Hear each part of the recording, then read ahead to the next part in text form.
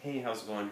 I thought I would do a couple videos here just on Kilimanjaro equipment.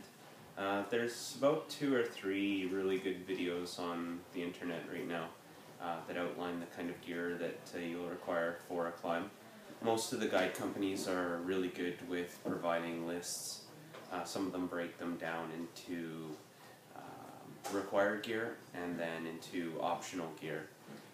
You can go quite minimalistic if that's your style, right through to the people that like all the bells and whistles, such as solar panel chargers for their iPhones, etc. So in this video I just wanted to go over a couple of the considerations that you need to go through when you're planning your equipment for Kili.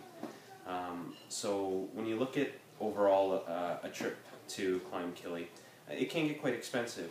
By the time you've paid for your climb, paid for your airfare, all of your immunizations, tips to porters, etc., the cost can get up there. So when you add gear onto that list, sometimes trips can get anywhere from $6,000 to $10,000 in total, all expenses in. What you want to consider when you're planning your trip is what your budget is. That'll determine what type of gear you're going to get. If you're on a really tight budget, then what you're going to want to look at is doing things like renting gear.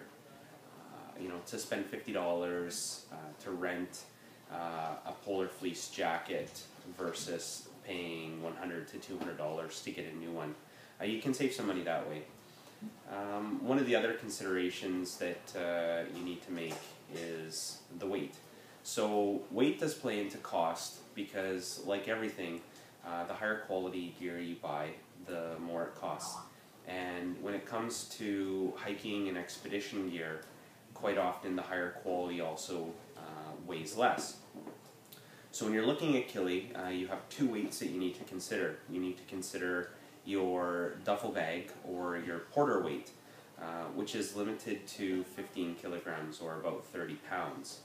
Now that to some may seem like a lot, and to some it might not be a lot of weight, but really 15 kilograms can get chewed up very quickly, especially if you're buying lower quality gear. If you're buying synthetic versus down, you can double the weight of your jackets, etc., and very quickly find that your 15K has been used up, which will cause you to have to cut back on some of the other gear that you can bring. So by buying higher quality gear, spending a little bit of extra money, quite often you can bring more gear. It's better quality, you can bring more, and you can bring some of the nice to haves. So you have to kind of find the sweet spot there as far as weights. And in my next video, where I go through some of the stuff, you'll see how my pack, which my porter pack right here, is right on the 15 kilograms. So I'm really going to show you exactly what you can bring all within that 15 kilogram weight. So you need to look at the cost, you need to look at the weight, and then one of the other things you need to look at is comfort. When you're buying all of your gear, you have to realize that for some that are climbing Kili, they may not have a lot of hiking experience, they may not have a lot of alpine experience, they may not have a lot of camping experience. And if you're not comfortable in your gear, you're just going to add to the overall stress of the climb.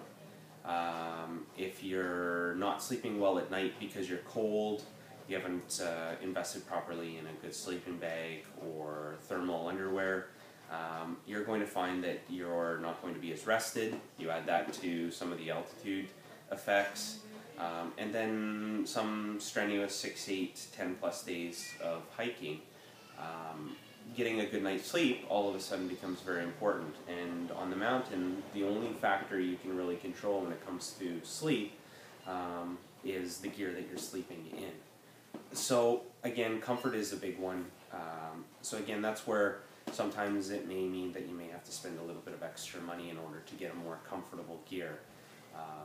I'll talk about it in the other one, but the big thing when it comes to comfort is to have tested your gear beforehand and actually know the gear that you're using. So I wouldn't recommend going out to Mountain Equipment Co-op or REI or wherever you are in the world, buying all of your gear and then heading to Kilimanjaro. So this is gear that should be worn, tested, that you should be comfortable with, and that you know is going to meet your needs.